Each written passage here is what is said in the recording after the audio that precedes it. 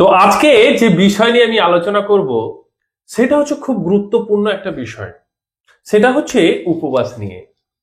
মোর fasting more lasting, few fasting few lasting. এর অর্থ হচ্ছে যত উপবাস করবে ততদিন কিন্তু তোমরা বাঁচবে, তার বেশি বাঁচবে। কম উপবাস করবে, কম বাঁচবে। তাহলে বিষয়টাকে ভালো করে বুঝতে হবে, সেই কারণে যেন বলছে মোর ফাস্টিং মোর লাস্টিং। তো ভিডিওটি প্রথম থেকে শেষ পর্যন্ত দেখবেন। আজকে যে বিষয় নিয়ে আমি আলোচনা করছি সেটা হচ্ছে সব রকম রোগের কিন্তু মহা ওষুধ শুধুমাত্র উপবাস। উপবাস হচ্ছে এমন, মানে একটা একটা শব্দ, উপবাস এমন একটা শব্দ, এমন একটা জিনিস যে আপনার জীবনকে পরিবর্তন করে দিতে পারে। তো এই বিষয়ে আমি ধীরে ধীরে আসবো, তার আগে একটু খুশির খবর জানাই যে আপনাদের ভালোবাসায় নলেজ ফর গুড হেলথ যে চ্যানেল আজ 1 লক্ষ সাবস্ক্রাইবার পার করেছে। তো আপনাদের এই ভালোবাসা যেন সবসময় বজায় থাকে এবং আগামী দিন আমি খুব সুন্দর সুন্দর বিষয়ের পর কিন্তু আসবো, খুব সুন্দর বিষয় আসবো। এবং আমাদের যে মিশন, যে রোগ মুক্ত সমাজ গড়ে তোলা, আজ যেভাবে চারিদিকে এমন একটা ব্যবসা শুরু হয়েছে যেখানে আপনি হাজার কষ্ট করে ইনকাম করেছেন, কিন্তু আপনার কষ্ট নিমিষের মধ্যে, মানে কষ্ট বলতে কি, আপনি অর্থ যেটা উপার্জন করেছেন সেটা নিমিষের মধ্যে চলে যাচ্ছে আপনার কাছ থেকে। কেন চলে যাচ্ছে, কিসের জন্য চলে যাচ্ছে, এই বিষয় নিয়ে আজকে আলোচনা করব। কিন্তু সবকিছু কিন্তু উপবাসের ওপরেই কিন্তু রিলেটেড রয়েছে, যে উপবাস করলে সেটা কিন্তু ঠিকঠাক হবে। তো আরেকটা জিনিস, আমি কোনোদিনই আপনাদেরকে বলিনি যে এই চ্যানেল সাবস্ক্রাইব করুন, কিন্তু আজকে প্লিজ যতজন দেখছেন প্রত্যেকে এই চ্যানেল কিন্তু সাবস্ক্রাইব করুন। এই চ্যানেল যেন আরো বড় হয়, আরো যেন গ্রো আপ হয়, আগামী দিন যেন আরো মানুষের কাজে লাগে। যেন এই নোটিফিকেশনটা অবশ্যই অন করে রাখবেন, যাতে সাথে সাথে কিন্তু ভিডিওগুলো পৌঁছাবে, আর সবগুলো ভিডিও কিন্তু সবগুলো কাজে হবে। এতটা গুরুত্বপূর্ণ যে আজ বাড়িতে প্রত্যেকটা মানুষ কিন্তু অসুস্থ। যে 4 জন আছে তো 2 জন 3 জন অসুস্থ, আগামী দিন 4 জনের 4 জনই কিন্তু অসুস্থ রইবে। তো আমাদের বাড়িতে সে ওষুধ রয়েছে, সবকিছু রয়েছে। তো এই বিষয়গুলো জানতে এবং ভালো করে ইউটিলাইজ করবেন, ভাববেন, মানে ওটাকে চিন্তা করবেন যে এই কারণের জন্য এইভাবে এই প্রসেসে এটা হচ্ছে। যে মাথা ব্যথা হচ্ছে, আপনি মাথা ব্যথার ওষুধ খেয়ে নেবেন, সেটা কিন্তু না। তো আমার এই যে বিষয়গুলো যে তুলে ধরা, যে মাথা ব্যথা কেন হয়, কিসের কারণে হয়, এই জিনিসগুলো কিন্তু আমি ডিসকাস করব। মানে এভরিথিং, হিউম্যান বডির প্রত্যেকটা পার্টস, প্রত্যেকটা অর্গান নিয়ে আমি কিন্তু আমি আলোচনা করব। তো অবশ্যই চ্যানেলকে সাবস্ক্রাইব করবেন, এবং চ্যানেল যত বড় হবে ততটাই কিন্তু আগামী দিন সবার কাছে পৌঁছবে, ভালো বার্তাগুলো পৌঁছবে। তো মেইন টপিকে আমরা ফিরে আসি। তো আরেকবার অশেষ আপনাদেরকে ধন্যবাদ আমি জানাচ্ছি যে আজ 1 লাখ সাবস্ক্রাইবার কমপ্লিট হয়েছে। এটার জন্য অসংখ্য ধন্যবাদ। আপনারা আমাকে এত ভালোবাসা দিচ্ছেন, এতে আমি কিন্তু খুব আপ্লুত। তো আপনাদের জন্য আমি যতটা পরিশ্রম করছি তার থেকে 10 গুণ আরো বেশি পরিশ্রম করব। আগামী 1-2 মাসের মধ্যে আমি সেই ফোনে যে টাইমিং যেটা দিয়েছি 8টা থেকে 9টা, সেটা আমি বাড়িয়ে 10টা 11টাও করতে পারি, বা সন্ধ্যে 7টা থেকে 10টা পর্যন্ত ধীরে ধীরে টাইমগুলো কিন্তু আমি বাড়াবো। তো আমরা ফিরে আসি, সেটা হচ্ছে উপবাসের দিকে। তো মোর ফাস্টিং মোর লাস্টিং, এটা হচ্ছে, উপবাস হচ্ছে এমন একটা ওষুধ যে যে কোনো রোগকে সে কিন্তু নিমেষের মধ্যে খতম করে দিতে পারে। মানে যে একটা, ধরুন যে কোনো একটা কোনো কিছু অর্গান ড্যামেজ হয়েছে বা কিসের জন্য হয়েছে, তো এই বিষয়গুলো আলোচনা করবো। তো উপবাস হচ্ছে এমন একটা শব্দ, এমন উপবাস হচ্ছে এমন আমাদের জীবনের এত ইম্পর্টেন্ট যে আপনার কল্পনাও করতে পারবেন না। তো আমরা আসি, তো হচ্ছে মোর ফাস্টিং মোর লাস্টিং, আর ফিউ ফাস্টিং ফিউ লাস্টিং। এই যে লাইনটা, এটা কিন্তু খুব গুরুত্বপূর্ণ একটা বিষয়। তো উপবাস কেন রাখা হয়েছে? দেখুন, উপবাস আমাদের ইসলাম ধর্মের মধ্যে রোজা বলা হয়, আর আমাদের সনাতন ধর্মে কিন্তু উপবাস বলা হয়। সব কিন্তু একই জিনিস। তো ভালো করে বুঝবেন এখানে যে এই যে উপবাস, উপবাস কাদের জন্য এবং কাদের জন্য নয়, সেটাও কিন্তু আমরা ডিসকাস আজকে করব।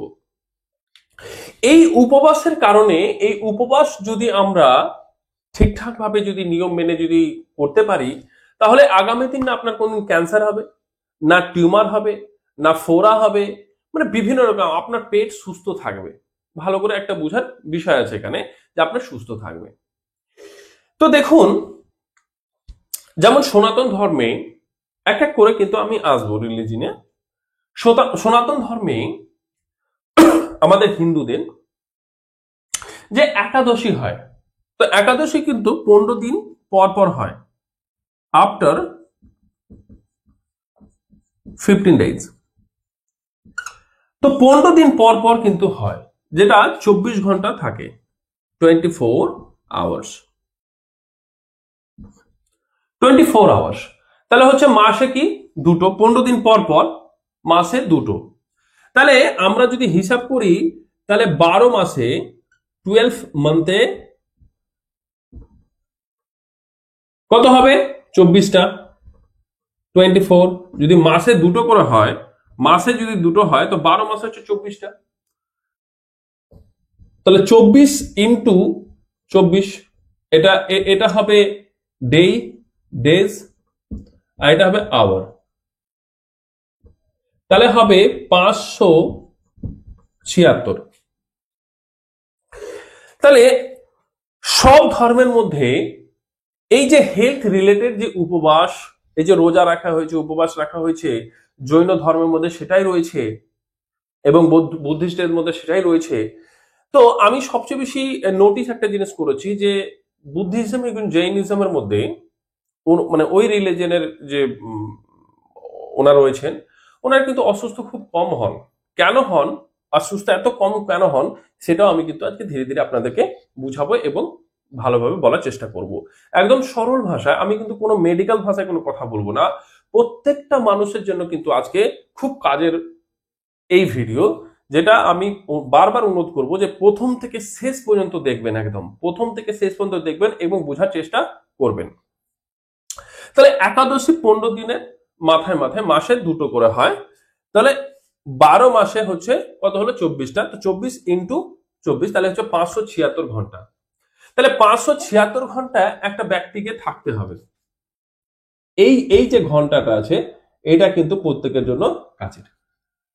এই উপবাস এটা কি করে ভালো করে বুঝবেন। এই উপবাস আমাদেরকে কি করবে? আমরা প্রত্যেক দিন ঠুসে ঠুসে খাবার খাচ্ছি। অ্যাকচুয়ালি যে মানে ওয়ান টাইম যে খাবার খায় সে হচ্ছে যোগী, তাকে যোগী বলা হয়। দুটো টাইমে যে খাবার খায় তাকে বলা হয় ভোগী, আর 3টে টাইম হচ্ছে রোগী। তাহলে ওয়ান টাইম যোগী, 2 টাইম ভোগী, 3 টাইম রোগী। তাই বিষয়টা হচ্ছে যে আমি যখন ছোট ছিলাম, আমি যখন স্কুলে পড়তাম, এই গল্পটা আপনাদেরকে বলেছিলাম, তবুও বলছি আমি, যে এক ডক্টর সাহেব আমাকে বলছেন, তো ওনার সাথে মানে স্কুল যাওয়ার পথে আমি কিন্তু প্রাইমারি হেলথ সেন্টারে উনি চাকরি করতেন। ওনার এখন বোধ হয় ট্রান্সফার বা রিটায়ার এরকম কিছু একটা হয়ে যাবে, বা উনি হয়তো কোনো হসপিটালে উনি কিন্তু চাকরিরত আছেন বা চাকরি করছেন।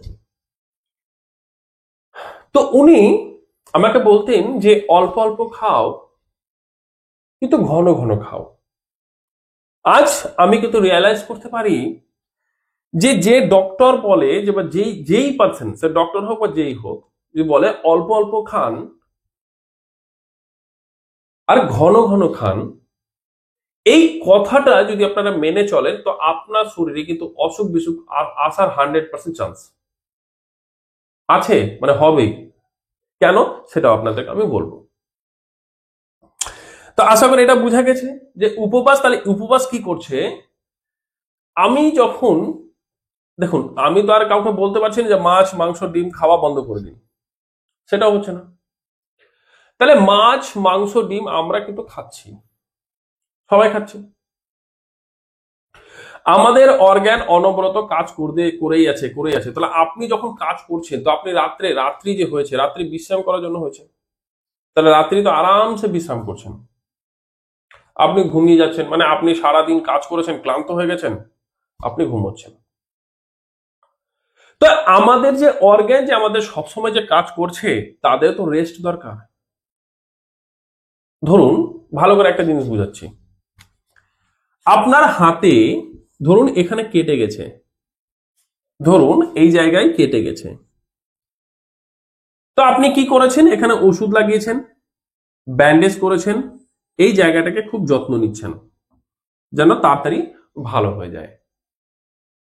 তাহলে আমাদের ভেতরে যে অর্গানগুলো রয়েছে, লিভার, স্টমা, প্যানক্রিয়াস, যে যে আমাদের অর্গানগুলো রয়েছে, অগ্ন্যাশয়, তাহলে ভাবুন এটা হচ্ছে লিভার,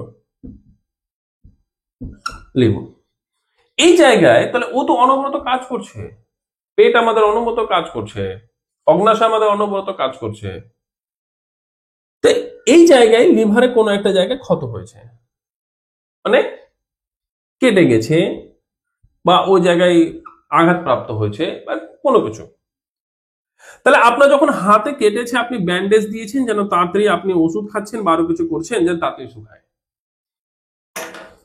কিন্তু এই যে লিভারের যে গায়ে, ধরুন আমরা যখন বেশি খাবার খাই, খাবারটা যখন আমাদের প্রত্যেকটা সেলের মধ্যে মানে চলে গেছে, সব জায়গায় শরীরের মধ্যে ভরপুর হয়ে গেছে, তা লিভারের মধ্যে যে ফ্যাটি লিভারটা কেন হয়, তাহলে এক্সট্রা এক্সট্রা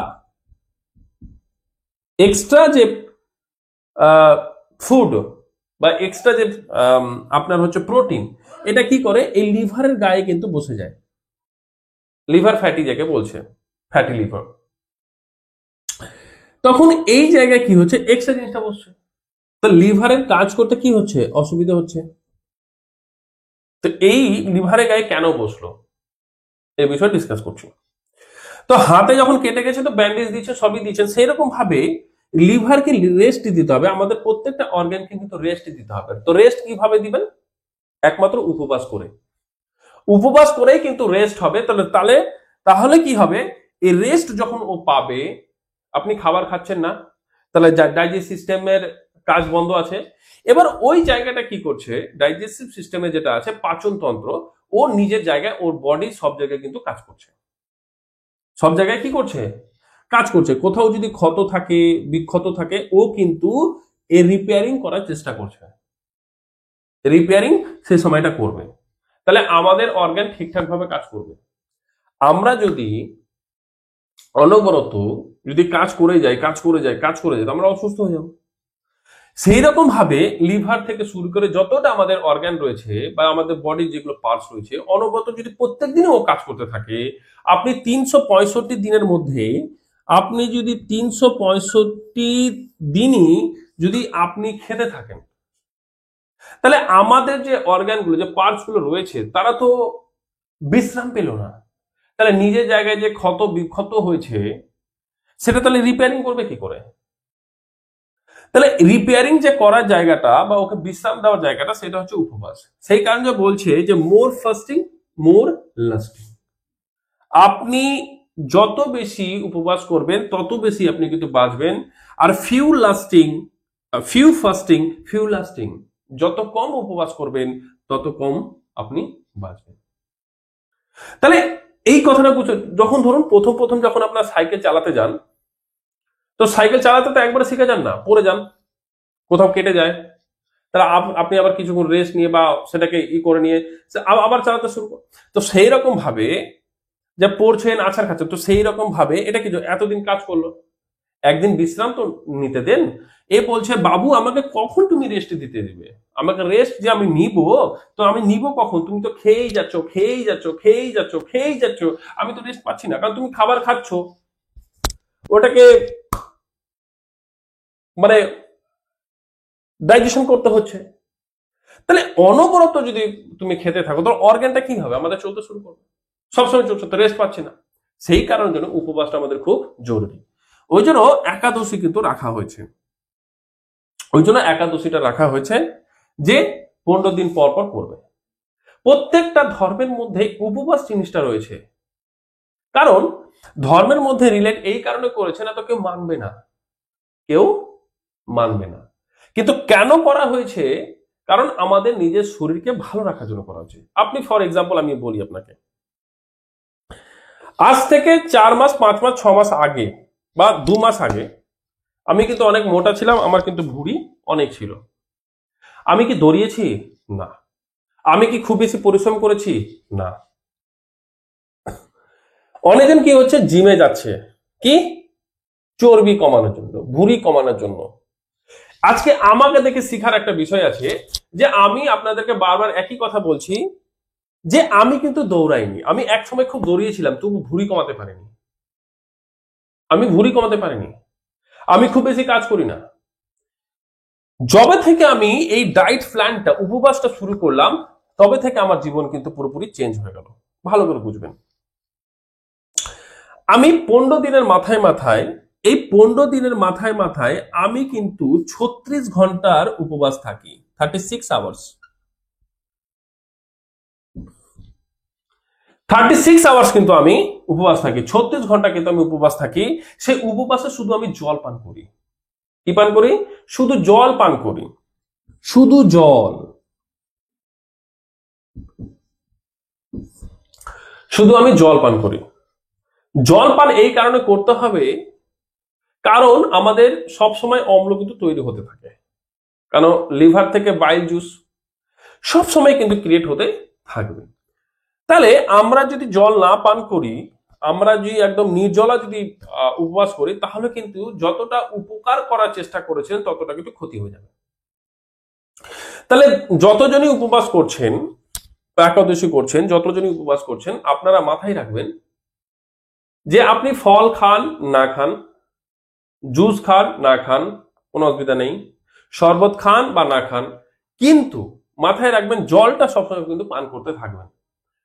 নতুবা আপনাদেরকে বলে রাখি যে উপবাসের তাহলে যে অর্থ সেটা কিন্তু চেঞ্জ হয়ে যাবে। যদি জল আপনারা না পান করেন, তাহলে যে আমাদের যে জুস রয়েছে ও ক্ষতি করে ফেলবে, আমাদের কি করবে, ক্ষতি করে ফেলবে, অম্লটা আমাদের কিন্তু ক্ষতি করে দেবে, ও সবসময় কিন্তু তৈরি হতে থাকে, তাহলে এ কিন্তু ক্ষতি করে দিবে।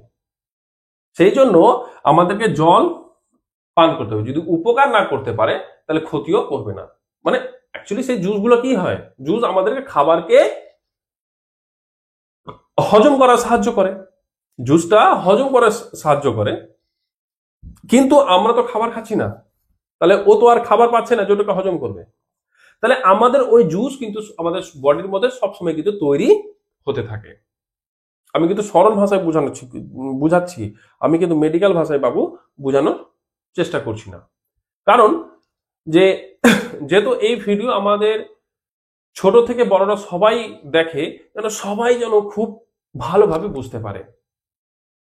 তাহলে আমাদের যে জুস যে সবসময় যে তৈরি হতে থাকে, যে খাবারকে হজম করার জন্য বা ভালোভাবে ওটাকে পচন করার জন্য, ডাইজেশন করার জন্য, তো ও তো আর খাবার পাচ্ছে না, আমি উপবাস করছি, তাহলে কি হবে, তাহলে বিপরীতমুখী কাজ করবে। সেই কারণের জন্য যে আমাদেরকে জল কিন্তু পান করতে হবে, তাহলে ও ক্ষতিও করতে পারবে না, উপকারও করতে পারবে না।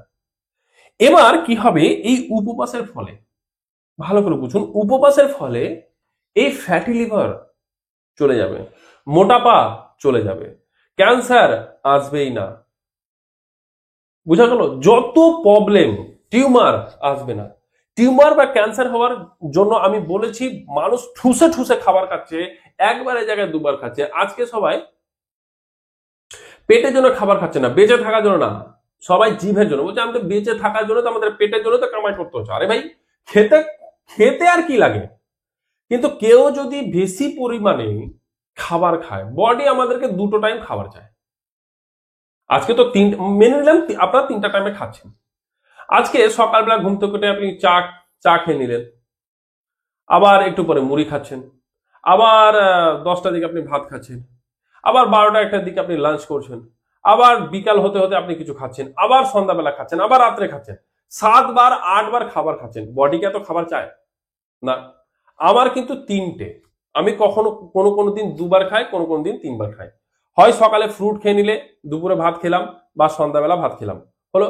আর সকালে যদি আমি 8টা থেকে 9:30টার মধ্যে যদি আমি ভাত খেয়ে নিই, তো দুপুরে ফল খাই, আবার হচ্ছে সন্ধ্যা 5টা থেকে 6টার মধ্যে আমি কিন্তু ভাত খাই।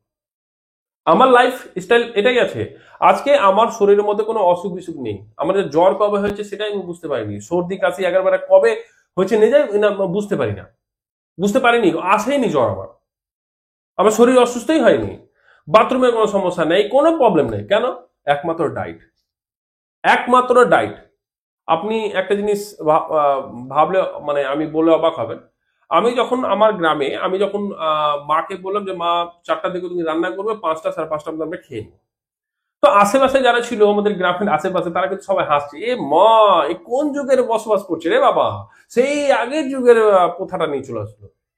ভালো করে বুঝবেন, এই পশু পাখি জীব জন্তু যতজন আছে না, সব সন্ধ্যার পর কিন্তু আর খাবার খায় না। সকাল হলে খেতে শুরু করে, আর সন্ধ্যার পর কিন্তু খাবার বন্ধ করে দেয়। ওদের কোনো ডক্টর আছে? ডক্টর আছে ট্রিটমেন্টের জন্য? ওরা ভালো থাকে, ভালোভাবে বাঁচে। আমরাই আজকে যদি সূর্যের আলোকে, যদি বাড়ির মধ্যে যদি লাইট জ্বলছে সেটাকে যদি সূর্যের আলো ভাবি, তাহলে আমরা কোন জগতে বসবাস করছি? রাত্রে কখনোই খেতে হয় না। তাহলে আমি হচ্ছে 36 ঘন্টা কিন্তু উপবাস থাকি। তাহলে হচ্ছে বছরে হচ্ছে 24টা ইন্টু 36, আমার হবে মোটামুটি করে 864 ঘন্টা আমি কিন্তু এটা থাকি। আরেকটা ব্যাপার ভাবুন, যে সন্ধে আমি 6টার মধ্যে খাবার খাই, সন্ধে 6টার মধ্যে খাবার খাই, আবার ঠিক সকাল 8টার পর আমি খাবার খাই। মোটামুটি ভাবে যদি দেখেন, আমি কিন্তু 14 ঘন্টা প্রত্যেক দিন কিন্তু আমার পেট খালি থাকে। এটা আমার প্রত্যেক দিন। সন্ধ্যে 6টা থেকে সকাল 8টা পর্যন্ত আমি কিন্তু কিছু খাই না, এর মধ্যে আমি খাবো না। 14 ঘন্টা আমার গ্যাপ। আবার 15 দিন পর পর 36 ঘন্টার একদম টোটালি গ্যাপ, শুধু আমি জলপান করি বলে আজকে আমি মানে আমার ওজন কমেছে, বডি ফিটনেস ঠিকঠাক আছে, আমার শরীরের মধ্যে কোনো অসুখ বিসুখ নেই। সেই রকম ভাবে যদি আমরা দেখতে যাই, ভালো করে বুঝবেন যে আমাদের মনে হচ্ছে 2-3 দিন পর রোজা স্টার্ট হবে, মানে 2 তারিখ বা 3 তারিখ সম্ভবত স্টার্ট হবে। তো রোজার সময় ভালো করে বুঝবেন, রোজার সময় রোজা কি, মানে আমাদের হচ্ছে উপবাস বলি, ওনারা রোজা বলেন। রোজাও কিন্তু একটা ডায়েট প্ল্যান, উপবাস। যে এই সময় তাহলে ওনারা মানে আমরা করছি একাদশী মাসে 2 দিন, বছরে 24টা, ওনারা সারা বছরে 1 মাস করছেন 30 দিন, মানে 1 মাস বেছে নিচ্ছেন, 30 দিন টানা করছেন ওনারা, 30 দিন টানা উপবাস করছেন, মানে রোজা করছেন। তাহলে এখানে বুঝার ব্যাপার আছে 30 ডেজ, 30 ডেজ। এবার ওনারা যেটা আমি জানতে পেরেছি যে সন্ধে 6টা 6:30টার মধ্যে যে সন্ধ্যার যে নামাজ, সেই নামাজের পর ওনারা কিন্তু খেতে, মানে সূর্য অস্ত যাওয়ার পর পর কিন্তু খেতে ওনারা শুরু করে। তো বিষয়টা হচ্ছে সেটা কিন্তু খুব গুরুত্বপূর্ণ, ভালো করে এটা বুঝতে হবে। তাহলে রোজা হচ্ছে 30 ডেজ টানা, আমরা মাসে 2টো, ওনারা 1 মাস পুরোটাই ডায়েট করছেন। তাহলে হিসাবে যদি ধরা যায় যে সকাল ভোরের দিকে ওনারা যে নামাজ হয়, ওই নামাজের আগে যে সকাল যে 5টা 5:30টায় যে নামাজ হয়, সেই নামাজের আগে যেটা ফজরের যে নামাজ বলে সেই নামাজের আগে ওনারা কিন্তু খাওয়া দাওয়া কমপ্লিট করেন।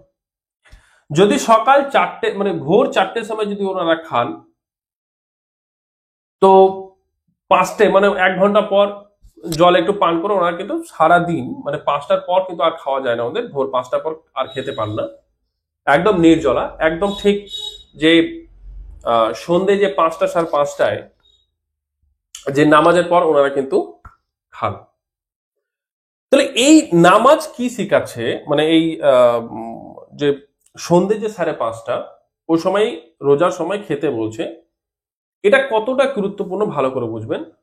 তো এই রোজার সময় 5টা 5:30 একটা এমন একটা জায়গা যে আপনি ভাবতে পারবেন না, এটা শুধু রোজার সময় যে নিয়মটা মানতে হবে সেটা কিন্তু না, এটা সারাটা বছর সারাটা দিন কিন্তু আপনাদেরকে প্রত্যেকটা দিন কিন্তু মানতে হবে।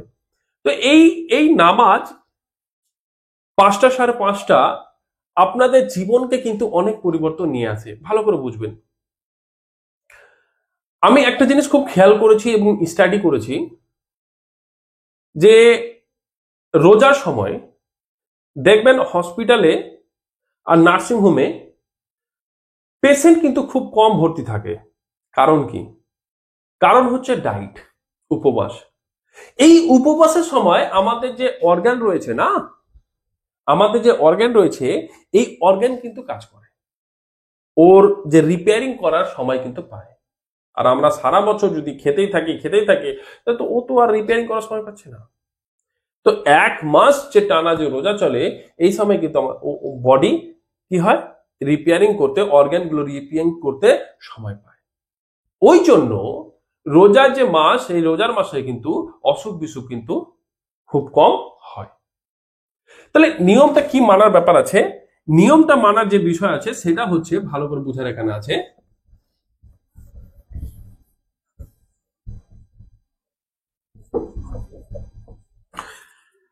যে 5টা, ভালো করে বুঝবেন, 5টা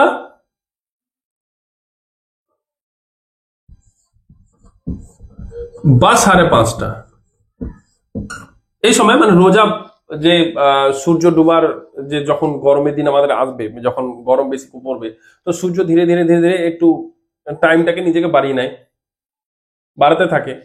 কখনো 5টায় ডুবে যাবে, কখনো 5টা 15, 5টা 20, 5টা 25, 5টা 30, 5টা 45, কোনো 6টা। তো সেই রকম ভাবে আমাদের এই সূর্যের ভালো করে বোঝার ব্যাপার আছে যে সূর্যের যে যখন সূর্য উদিত হয় তখন থেকে আমাদের দিন শুরু হয়, আর সূর্য ডুবে যাবে দিন শেষ। তো আমাদের যে বডি না, আমাদের বডি ঠিক সূর্যের ঊর্জা, মানে ধরুন ফর এক্সাম্পল আপনাকে দিচ্ছি, যে আমাদের গাছ যে খাবার তৈরি করে কিসে, সূর্যের আলো। যখন যখন সূর্য যখন উদিত হয়, সকাল যখন হয়, তখন পাখিরা কিন্তু বাসা থেকে বেরিয়ে খাবারের খোঁজে বেড়ায়, সব জীবজন্তু সব। সেরকম ভাবে আমাদের যে বডি, আমাদের বডির মধ্যে যে প্যানক্রিয়াস রয়েছে, অগ্ন্যাশয় যেটা রয়েছে, সকাল 8টার সময় কিন্তু ও জেগে উঠে, ঘুম থেকে উঠে। আমাদের ভেতরে যেটা ইনসুলিন, মানে খাবারকে যখন হজম করবে প্যানক্রিয়াস, তখন কিন্তু ইনসুলিন কিন্তু সৃষ্টি করে, যেটা হচ্ছে কারো যদি সুগার হাই লেভেলে থাকে তখন তাকে ইনসুলিন দেওয়া হয়। আপনারা এই কথাটা শুনেছেন অবশ্যই, ইনসুলিন কিন্তু তখন দেওয়া হয়। তো ও কি হচ্ছে, যখন সুগার যখন কারো হয় তখন কিন্তু দেখবেন মিষ্টি খেতে বারণ করা হয়। কারণ কি? তখন কিন্তু ও কিন্তু মিষ্টি যখনই আপনি বডির মধ্যে দিবেন ও কিন্তু আর ইনসুলিন তৈরি করতে পারবে না, সেই কারণের জন্য বলা হয়। তো আমরা অনবরত কি করছি, ডিস্টার্ব করছি। কাকে ডিস্টার্ব করছি? প্যানক্রিয়াসকে ডিস্টার্ব করছি। ভালো করে বুঝবেন যে এই প্যানক্রিয়াস আমাদের সকাল 8টার সময় ঘুম থেকে ওঠে, ভালো করে বুঝবেন, সকাল 8টায় ওঠে। সেই কারণের জন্য বলা হয় যে 8টা থেকে 9:30টার মধ্যে হেভি লাঞ্চ করে নেওয়া উচিত, হেভি লাঞ্চ করা উচিত। এবং 5টা 5:30 বা 6টার মধ্যে সূর্য কিন্তু যে সময় ডুবে যাবে বা ডুবার আগে, 5টা 5:30, 6টার মধ্যে 6টার মধ্যে আমাদের কিন্তু ডিনার করে নিতে হবে, সন্ধ্যার যে খাবার সেটা কিন্তু খেয়ে নিতে হবে। কারণ আবার রাত্রি 8টার সময় কিন্তু স্লিপ মুডে চলে যাবে। রাত্রি 8টায় যে প্যানক্রিয়াস অগ্নাশয় রয়েছে সে কিন্তু স্লিপ মুডে চলে যাবে, স্লিপ মুডে চলে যাবে। তখন কিন্তু আপনি যে খাবারটা খাচ্ছেন তখন কিন্তু সেই খাবারটা থেকে কিন্তু ইনসুলিন তৈরি হচ্ছে না, অগ্নাশয় কিন্তু তৈরি করতে পারছে না। কারণ কি, ও তো ঘুমিয়ে গেছে। তো রোজা কত বড় ইম্পর্টেন্ট জিনিস শেখাচ্ছে যে 5টা 5:30টার সময় যে আপনাদের আজান হয়, আজানের পর কিন্তু কি হয়, নামাজ যে পড়ছেন পড়ার পরে কিন্তু খেতে বলা হয়। তাহলে আপনি সারাদিন না খেয়ে আছেন, সারাদিন নির্জলা, আপনি তো না খেয়ে আছেন, সে সময় কিন্তু খেতে বলে। আপনারা আমার কথাটা একবার মেনে চলবেন, দেখবেন 7 দিন পর আপনাদের বডির মধ্যে সেই জিনিসটাকে আনবে। কি জিনিস? অনেকজন এই 5টা 5:30টার পর খেতে শুরু করে, খাবার খেয়ে নিল, আবার 15-20 মিনিট পর আবার খেয়ে নিল। সেটা করবেন না, ওয়ান টাইমই খাবেন, 5:30 বা 6টায় একবারই খাবেন। আবার রাত্রি যে 7টা 7:30টায় যে নামাজ হয়, যাকে ঈশা নামাজ বলা হয়, এখন ওই রোজার সময় কিন্তু তারাবি নামাজ, তো অতিরিক্ত যে নামাজটা, যে রাত্রির যে নামাজ বলা হয়, তো 7টা 7:30টার পরে নামাজ পড়ে এসেও কিন্তু আপনারা খাবার খাচ্ছেন, সেটা কিন্তু করবেন না। সেটার জন্য কিন্তু এই রোজা করা হয়নি। রোজা করা হয়েছে যে আপনি উপবাস করছেন আপনার বডিকে এই 30 দিনে, যে আপনি সারা বছর যে খাবার খেয়েছেন, 11 মাস খেয়েছেন, সেই আপনার অর্গান তো ক্লান্ত হয়ে গেছে।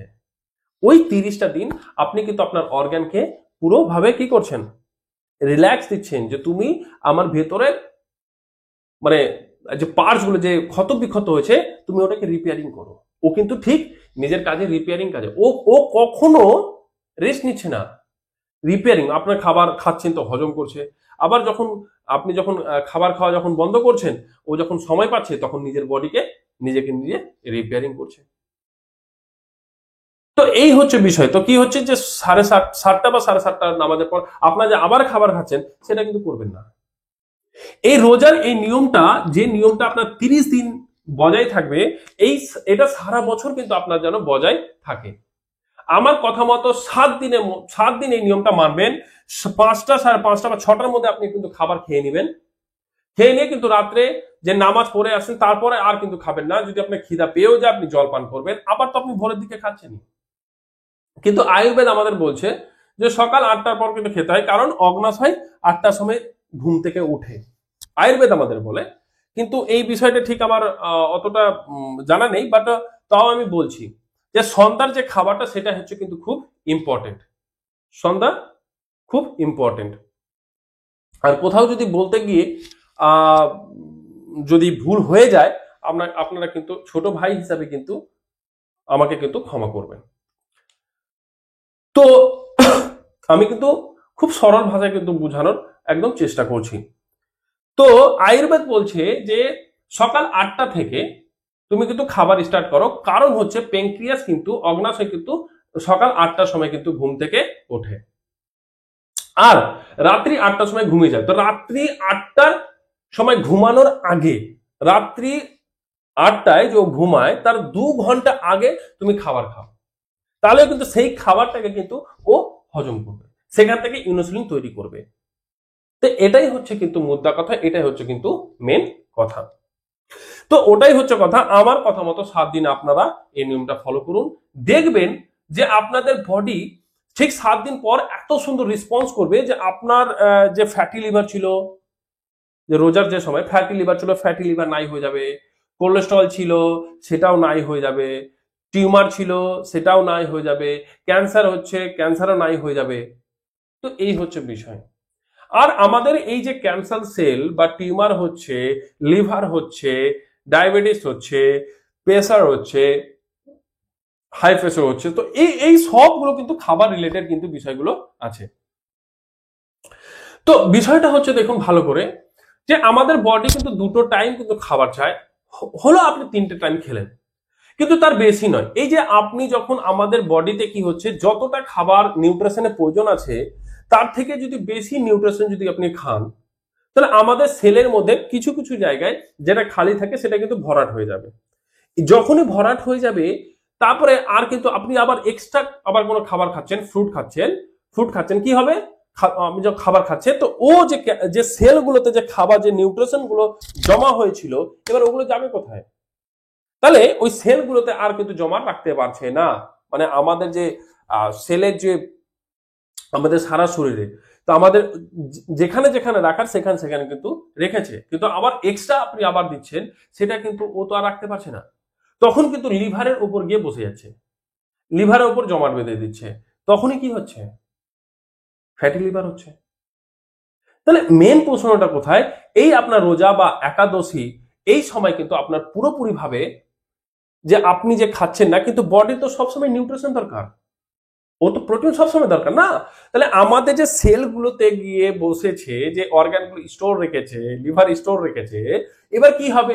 তাহলে বডি তো সবসময় নিউট্রিশন দরকার, তখন কিন্তু সেখান থেকে ফ্লো করবে ধীরে ধীরে ধীরে ধীরে ধীরে ধীরে ধীরে ধীরে করবে। তারপর 30 দিন, আমাদের 15 দিন মাথা মাথায় 24 দিন। তাহলে কি হবে?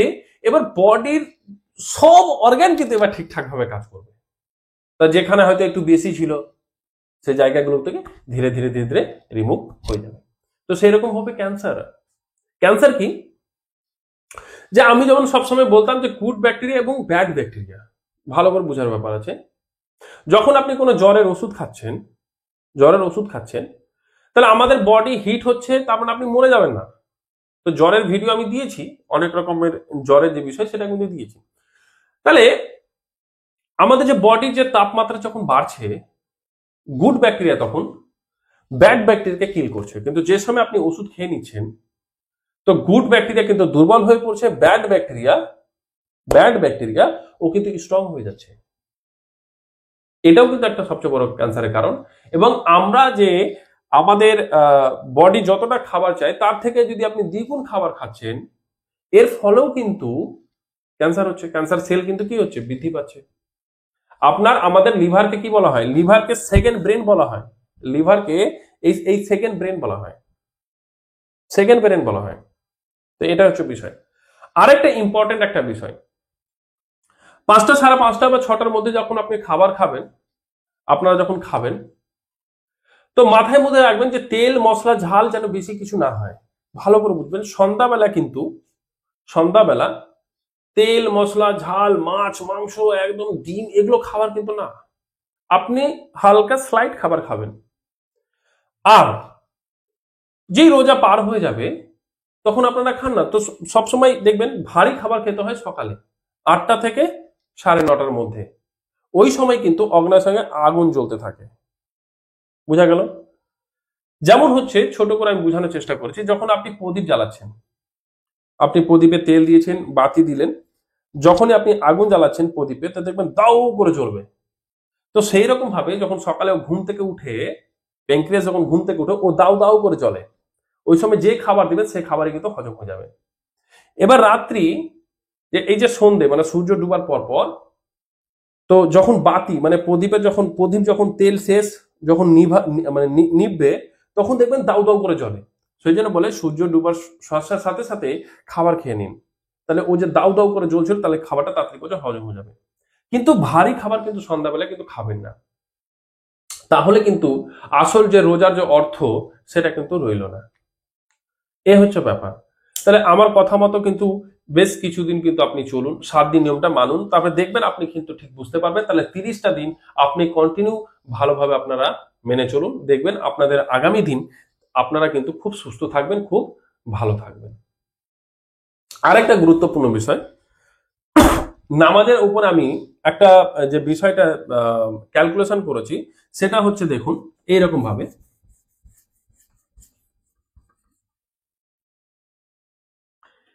যে নামাজের যে সময় যে বসা, যে এই যে বজ্র আসন, ভালো করে বুঝবেন যে এই যে বজ্র আসন, তো এই যে বসাটা মানে আমি খুব গুরুত্বপূর্ণ এই জিনিসটা লক্ষ্য করেছি। আমি কিন্তু দুপুরে কিন্তু খাওয়া দাওয়ার পর কিন্তু আমি বসি। তাহলে নামাজের যে পড়ার যে নিয়মটা, এই যে পড়ার যে নিয়মটা, এটা কেন বজ্রাসনে রাখা হয়েছে? এটা কিন্তু হেলথ রিলেটেড একটা বিষয়। যদি এটা কতটা গুরুত্বপূর্ণ দেখেন, একটা 12টা 12:30 বা একটা সময় যে নামাজটা হয়, তো দুপুরে আপনি খাওয়া দাওয়া করেছেন, খাওয়া দাওয়া পর খাওয়া দাওয়া করে নিলেন, তাহলে নামাজের আগে আগে আপনি কিন্তু খাওয়া দাওয়া করলেন, খাওয়া দাওয়ার পর আপনি কি করলেন, তারপরে নামাজের যে সময় হলো, মানে ধরুন 12:30 কখনো একটা সময় যে আপনাদের হয়, মানে 12:30 বা একটার দিকে যে নামাজ হয়, যেটা বলে এই সময়টা আপনি তো ঠিক 12টার সময় খাওয়া দাওয়া করে নিলেন, 12টার সময় খাওয়া দাওয়া করে আপনি ঠিক 5 মিনিট 7 মিনিট রেস্ট নিয়ে, তাহলে হচ্ছে 12:30, মানে 12টার সময় আপনি খেতে শুরু করলেন, তাহলে মোটামুটি 12টা 20 আপনার খাবার কিন্তু কমপ্লিট হয়ে গেল। খাবার সবসময় 32 বার, মানে আমাদের দাঁত যেন বসে, বলে তো 64 বার, 64, কিন্তু আজকাল তো লোকের সময় নেই, কিন্তু 32 বার একটা খাবার কিন্তু অবশ্যই চিবিয়ে খাওয়া উচিত। তাহলে এই সময়টা কি হবে, যে সময় রোজা রোজা থাকবে না, মানে অন্যান্য দিনের কথা বলছি, এই সময় যে এই যে বজ্র আসনে যে এভাবে করে যে বসাটা, তার অর্থ হচ্ছে, আমি কিন্তু এটা বের করেছি, সেটা হচ্ছে যে আপনি 12টা 20-তে খাবার শেষ করলেন, মানে আমি যেমন নিজে বসি, আমি দুপুরে খাওয়া দাওয়া করে আমি কিন্তু বজ্র আসনে 10 মিনিট কিন্তু বসি, এই 10 মিনিট কিন্তু আমি বজ্র আসনে বসি। এতে কি হবে দেখুন, তাহলে নামাজটা বজ্র আসনে বসেই কেন বলা হয়েছে, তাহলে আপনি খাবার খেয়েছেন, এবার আপনি নামাজে বসেছেন, তাহলে এই এখানে যে পাটা যে আপনি ভাঁজ করে বসেছেন, তাহলে এই এই এই পোর্শনটা আপনার কি হচ্ছে, ব্লাড সার্কুলেশন কিন্তু অফ হয়েছে, এখানে কি হচ্ছে, ব্লাড মানে রক্ত চলাচল কিন্তু আমাদের বন্ধ হয়ে যাচ্ছে। এতে কি হচ্ছে দেখুন, আমাদের যে কোনো আমরা আমরা খাবার খেয়েছি, সেই খাবারকে কিন্তু হজম করতে আমাদের কিন্তু রক্তের প্রয়োজন, আমাদের রক্তের কিন্তু প্রয়োজন। কিভাবে প্রয়োজন দেখুন, আমাদের বডির তাপমাত্রা হচ্ছে 37.2 ডিগ্রি সেলসিয়াস, যে ফারেনহাইটের 98।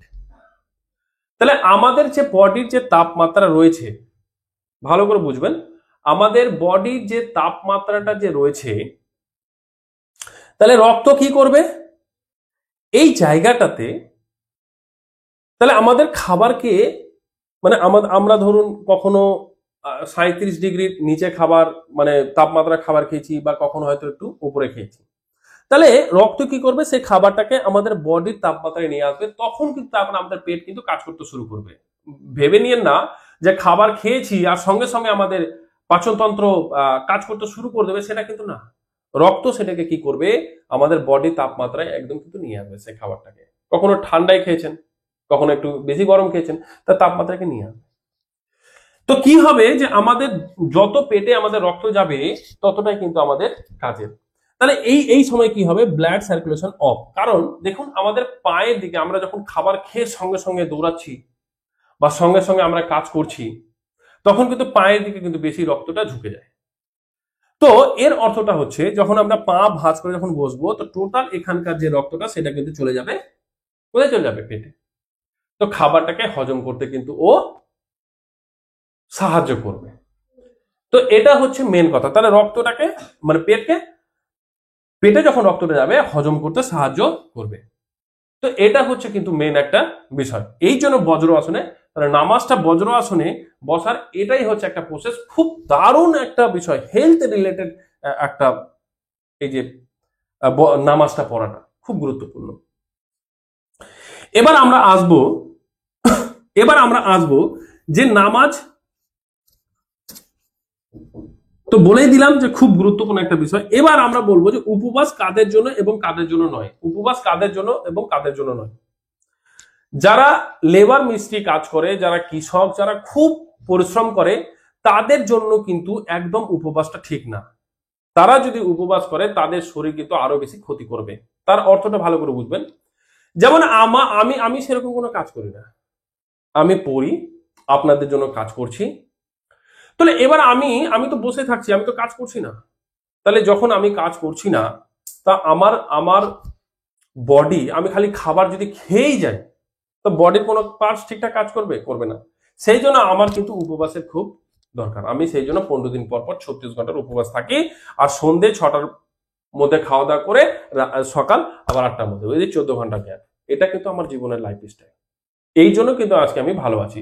তাহলে মাথায় রাখবেন যে উপবাস তাদের জন্য নয় যারা খুব কঠোর পরিশ্রম করে, যারা কৃষক, যারা লেবার শ্রেণী, যারা রাজমিস্ত্রি, তাদের জন্য কিন্তু উপবাস একদম নয়। এবার আমরা আসবো যে জাপানদের কথা, জৈনিজমের কথাটা, জৈন ধর্ম। আপনি যখন জাপানে যাবেন তো দেখবেন যে সন্ধ্যে 6টার পর বা 6:30টার পর ওই ওখানকার হোটেলে কিন্তু, জাপানে কিন্তু কোনো খাবার নেই, কোনো রেস্টুরেন্টের হোটেলে কিন্তু খাবার পাবেন না। ওরা নিজেকে বডির এমন একটা জায়গায় অর্গানিজম তৈরি করেছে যে আপনি কল্পনা করতে পারবেন না। ওই জন্য ওরা অসুস্থ কম। যে বুদ্ধিজম এবং জৈনিজমের যে যে পার্সন গুলো রয়েছেন ওরা অসুস্থ খুব কম, কারণ ওনাদের শরীর চর্চা আগে আর আমাদের খাওয়া আগে। আমাদের ডিফারেন্স কি দেখুন, আমরা জিভের জন্য খাই আর ওনারা পেটের জন্য খান, এটাই পার্থক্য। ওনারা পেটের জন্য খান আর আমরা জিভের জন্য খাই। জিভটা লব লব লব লব করছে, জিভটা লব লব লব করছে, মিষ্টিটা রাখা আছে একটু খেয়ে নি, পেট ভরে গেছে আপনার, তবু আপনি খাবেন। ওরা কিন্তু না, সন্ধ্যে 6টার পর ওরা একদম কিছু খাবে না, আর সকাল 8টা না হলে। তো আমাদের যে ঋষি মুনিরা এই জিনিসগুলো যে রিসার্চ করেছেন, বলেছেন, আজকে কিন্তু না মানার কারণে কিন্তু অসুস্থ। যারা দেখুন, যারা একাদশী ভালোভাবে করে তাদের শরীরে অসুখ বিসুখ নেই, যারা ভালোভাবে রোজাটা ঠিকঠাক ভাবে যদি মেনে করে তাদের কিন্তু অসুখ বিসুখ নেই। কিন্তু 5:30 6টার পর খেয়ে নিয়ে আবার 7:30টার পর আবার খাচ্ছেন, তাহলে তো ভালো করে ভাবুন, একটা খাবার আমি যে খাবার খেলাম এই খাবারটা 6 ঘন্টা লাগে হজম হতে। আমি যদি পেটকে বারবার যদি দিতে থাকি, খেতে থাকি, তো পেট তো রেস্ট নিবে কখন? ও তো কাজ করতেই থাকবে, কাজ করতেই থাকবে, কাজ করতেই থাকবে। তাহলে আপনি কি হবেন? অসুস্থ হবেন না তো কি? অর্গান যখন আপনার ভেতরে, যখন আপনি তো দেখতে পাচ্ছেন না, আপনি যদি দেখতে পেতেন আমাদের লিভারের ভেতরে কি হচ্ছে, কিভাবে কাজ করছে, ওর কোথায় অসুবিধা হচ্ছে, তাহলে আপনি খাওয়াটা ছেড়ে দিতেন। আপনি ফিল করুন, ফিল করলে ঠিক বুঝতে পারবেন আপনার বডি কোথায় রেসপন্স করছে, কোথায় রেসপন্স করছে না। তাহলে আমাদের থেকে সবচেয়ে বেশি কিন্তু সুস্থ এবং সচেতন জাপানের লোক, বুদ্ধিজম এবং জৈনিজমের লোক। আমরা মানছি না, আমরা জিভের জন্য খাচ্ছি, ওনারা কিন্তু পেটের জন্য খাচ্ছেন। বডি আমাদের বেশি খাবার চায় না, কিন্তু আমরাই ঠুসে ঠুসে খাবারটা খাই। এটাই হচ্ছে ডিফারেন্স। তো আশা করি আপনারা বুঝতে পেরেছেন। তো মাথায় রাখুন যে উপবাস আমাদের জন্য খুব প্রয়োজন, আর উপবাস হচ্ছে সবচেয়ে বড় ওষুধ। আমাদের আমাদের নিজেকে ঠিকঠাক রাখার জন্য উপবাস হচ্ছে সবচেয়ে বেশি প্রয়োজন। এবার আরেকটা জিনিস আপনাদেরকে বলে রাখি, উপরওয়ালা আপনাকে 100 কেজি খাবার লিখেছেন, 100 কেজি। আপনার যখন জন্ম হয় তখন কিন্তু লিখে দিয়েছেন যে তুমি বাবু 100 কেজি খেতে পারবে, তার বেশি খেতে পারবে না। যখন সময়ের আগে যে 5 বার 6 বার যে তুমি রোজ রোজ খাবার খাচ্ছ, 7 বার 8 বার, কেউ তো 8 বারও খাচ্ছে, একটা সময় গিয়ে ও বেডে পড়ে থাকছে, তখন কিন্তু তার খাবার ছুটে যাচ্ছে। খেয়াল করবেন, হসপিটাল নার্সিং হোমে যখন যাবেন, খেয়াল করবেন যে ও ব্যক্তিটা হসপিটালে পড়ে রয়েছে, বেডে পড়ে রয়েছে 5 দিন 10 দিন 15 দিন 20 দিন, খাবারটা ছুটে গেছেন না যায়নি? তাহলে আমি অল্প অল্প খাবো, বেশি দিনে বাঁচবো। অল্প অল্প খাবো বলতে ওই ডাক্তারের কথা যাবেন না যে অল্প অল্প খাবেন, আপনার অল্প অল্প খাবে সেটা না, কিন্তু ভালো করে বুঝবেন, অল্প অল্প তুমি খাবে আর ঘন ঘন খাবে, মানে সেটা সেটা না, কিন্তু সেই কথাটা যাবেন না। আমি বলতে চাইলাম যে আপনাকে 2টো টাইমই খেতে হবে বা 3টে টাইম খেতে হবে, তার থেকে বেশি টাইম কিন্তু খাবেন না। নতুবা ওই 100 কেজি যত তাড়াতাড়ি শেষ হবে, সময়ের আগে যদি শেষ হয়ে যায়, আপনি কিন্তু বিছানায় পড়ে থাকবেন। তাহলে 100 কেজি আপনি খেতে পারবেন, তার বেশি কিন্তু খেতে পারবেন না, কিন্তু শেষে গিয়ে অসুস্থ হয়ে টাকা পয়সা সর্বনাশ করে চলে আসবেন হসপিটাল নার্সিং হোম থেকে। তো এই হচ্ছে বিষয়। আর নিজেকে বুঝতে শিখুন, নিজের শরীরের সম্বন্ধে বলতে মানে শিখুন। আমি অনেকজনকে যেমন কথাটা বলতে, খেয়ে দিয়ে বাঁচবো, মরে যাবো, খেয়ে মরবো, এই কথাটা বারবার। কিন্তু তারা যখন অসুস্থ হয়, খেয়াল করবেন, বুদ্ধিটা লাগান, তারা যখন অসুস্থ হয় তখন কিন্তু এক পাশ খাওয়াটা ছুটে যায়। আরে মরা কি এত সহজ জিনিস নাকি? মরে যাওয়া কি এত সহজ নাকি? মরে যাওয়া তো সহজ জিনিস নয়।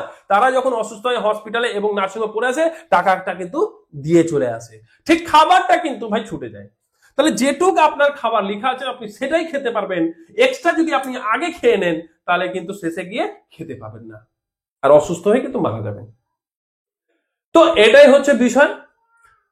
তো ভালো থাকুন, সুস্থ থাকুন, সকলকে ভালো রাখুন, পরিবারের মধ্যে হাসি খুশি থাকুন। আর এই ভিডিওটাকে লাইক করুন, কমেন্ট করুন, এত জায়গায় শেয়ার করুন যেন প্রত্যেকের কাছে এই ভিডিওটা যেন পৌঁছায়, তারা যেন আসল উপবাস এবং রোজা যে বিষয়টা সেটা যেন ভালোভাবে বুঝতে পারে, সবাই যেন ভালোভাবে নিয়মটা ফলো করে এবং ভালো যেন থাকে।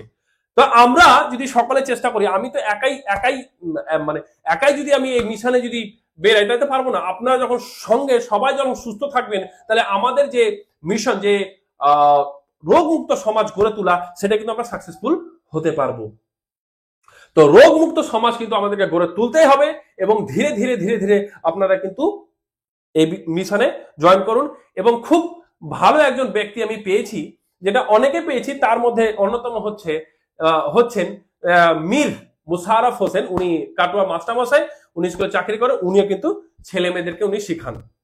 তো উনি বলেছেন যে স্যার আপনার, আমাকে ভাই বলেন, যে আপনার মিশনে আমার এত ভালো লেগেছে যে আমরা সবাই মিলে কাজ করব। তো আপনাদেরকে আমি বলছি, আপনারা যখন এই ডায়েট প্ল্যান ফলো করে বা যে কোনো আমার ভিডিও দেখছে সুস্থ হচ্ছেন, আপনারা কিন্তু সকলকে বলুন যে এই নিয়মটা ফলো করুন। থাইরয়েড হলে ধনে পাতা চাটনি বানিয়ে 1 গ্লাস হালকা উষ্ণ গরম জলে খান। গলা ব্যথা হলে কি খেতে হবে?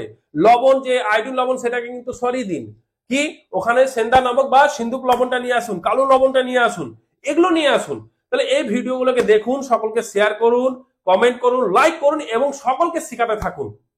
তাহলে আমরা যত তাড়াতাড়ি মানুষ সুস্থ হবে, তাহলে আমাদের কিন্তু যে এই রোগমুক্ত সমাজ গড়ে তোলা, সেটা কিন্তু আমরা তাড়াতাড়ি করে সফল হব। তো সকলে ভালো থাকবেন, সুস্থ থাকবেন এবং সকলকে এই ভিডিওটা অবশ্যই শেয়ার করবেন। ধন্যবাদ।